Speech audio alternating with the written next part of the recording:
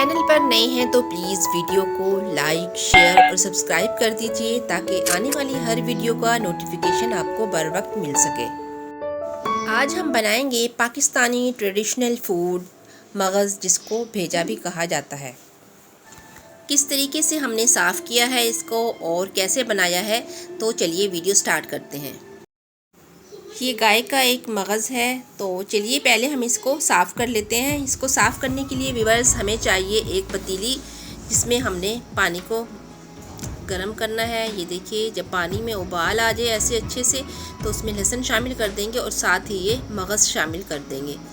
बस एक उबाल हमने देना है, जस्ट एक उबाल आते ही हम फ़ौरन स्ट्रेनर में निकाल लेंगे। ये उबाल आ गया है, साथ ही ये लहसुन भी निकाल लेंगे।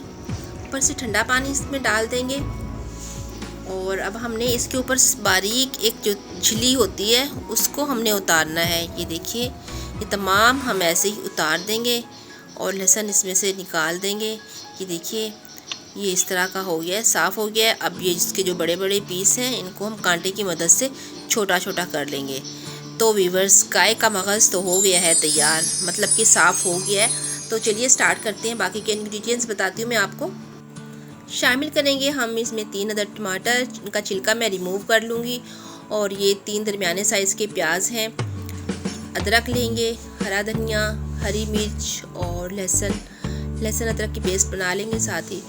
और ड्राई इंग्रेडिएंट्स में व्यूअर्स हम इसमें शामिल करेंगे कुटी लाल मिर्च हाफ़ टी स्पून, पिसी हुई लाल मिर्च हाफ़ टी स्पून, हल्दी हाफ़ टी स्पून, ज़ीरा हाफ़ टी स्पून, धनिया हाफ़ टी स्पून, नमक 1 टीस्पून।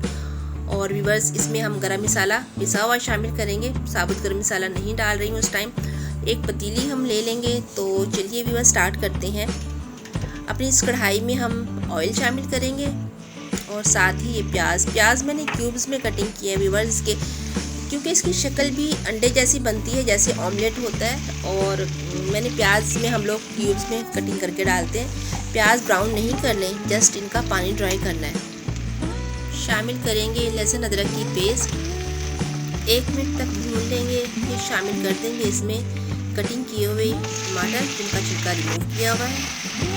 इसी तरह मिक्स करेंगे और टमाटर का जब पानी ड्राई हो जाए, फिर हमने बाकी के इंग्रेडिएंट्स इसमें शामिल करने हैं। ये देखिए, ये घुलना शुरू हो गए हैं। वैसे भी हमने बारीक कटिंग की थी इनकी, और जब छिलका रिमूव किया हुआ हो तो फिर जल्दी मिक्स हो जाते हैं। इस टाइम पे हम शामिल कर देंगे अपने तमाम इंग्रेडिएंट्स और अच्छी तरह इनको मिक्स करेंगे।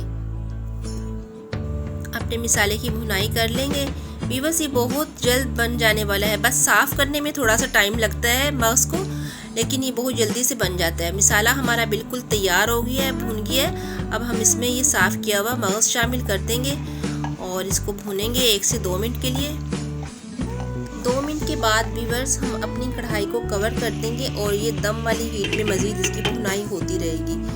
ये कवर कर दिया है हमने और वक्फे से हम चेक करेंगे। हर 5 मिनट के बाद इसको चेक करेंगे और इसमें चम्मच चलाते रहेंगे।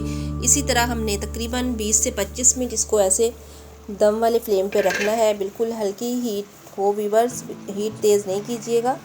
ये देखिए, माशाल्लाह ये बहुत अच्छे से हो रहा है। बस ये अब हल्की हीट पे हो जाएगा, ये अपने ही पानी में गल जाएगा व्यूअर्स। इसमें पानी डालने की बिल्कुल ज़रूरत नहीं है।